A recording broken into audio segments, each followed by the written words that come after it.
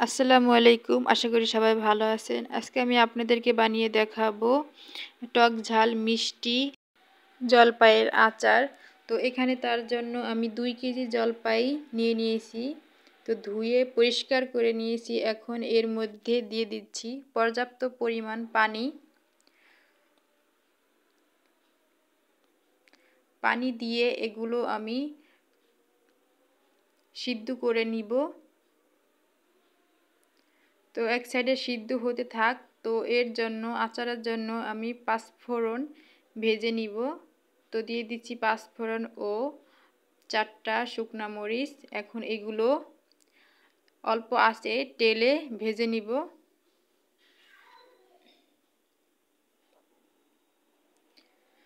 তো হয়ে গেল পাঁচফোড়ন ভাজা। এখন এগুলো আমি একটা বাটিতে ঢেলে নিব।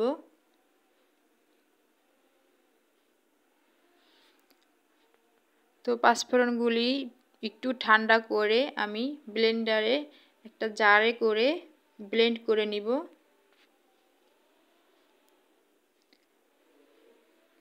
তো পাঁচফোড়নগুলি ব্লেন্ড করা শেষ। এখন এরই মধ্যে জলপাইগুলি সিদ্ধ হয়ে গেছে। এখন আমি এগুলো দেখুন কতটা সিদ্ধ হয়েছে। জলপাইগুলি এখন চটকিয়ে নিতে হবে চামচ দিয়ে বা হাত দিয়ে। তো আমি হাত দিয়েই জলপাইগুলি চটকিয়ে নিয়েছি। দেখুন কতটা পেস্ট হয়েছে। তো আচার বানানোর জন্য বড় একটা হাঁড়ি নিয়েছি। এর মধ্যে দিয়ে দিচ্ছি হাফ কাপ পরিমাণ সরিষার তেল। তো এর মধ্যে দিয়ে দিচ্ছি 4টা শুকনা মরিচ ও 1 চা চামচের মতো পাঁচফোড়ন। এখানে আমি রসুন কুচি ব্যবহার করব না। তো একটু তেলে এর মধ্যে দিয়ে দিব জলপাইয়ের পেস্ট। জলপাইয়ের পেস্ট সবটুকু দিয়ে আমি একটু তেলের মধ্যে নেড়ে চেড়ে ভেজে নিব 2-3 মিনিটের মতো। এভাবে আস্তে আস্তে নেড়ে চেড়ে একটু ভেজে নিব।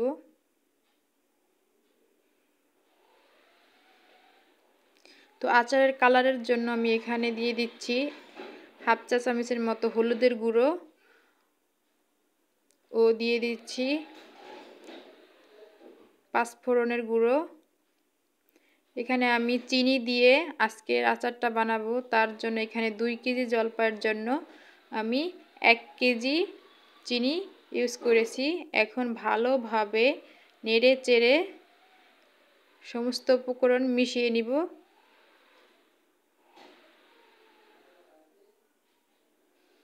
তো এভাবে নেড়ে চেড়ে অল্প আঁচে মিশিয়ে নিতে হবে। আগুন বেশি থাকলে নিচে লেগে যেতে পারে। তো এর মধ্যে দিয়ে দিচ্ছি স্বাদ মতো লবণ। তো আবারও ভালোভাবে মিশিয়ে নিচ্ছি। এভাবে নেড়ে চেড়ে নিতে নিতে এক সময় একদম পেস্টের মতো হয়ে যাবে। দেখুন আমি আজকে আচারের মধ্যে থেকে বিচিগুলো ফেলে দিয়েছি। অনেকটাই চাটনির মতো হবে। তো এভাবে নেড়ে চেড়ে নিতে নিতে অনেকটাই আচার হয়ে আসছে। তো এর মধ্যে আমি 1 চা চামচের মতো ভিনিগার দিয়েছি। এতে আচারটা ভালো থাকবে অনেকদিন পর্যন্ত। এখন আমি আচারটা একটা বাটিতে পরিবেশন করে নিচ্ছি।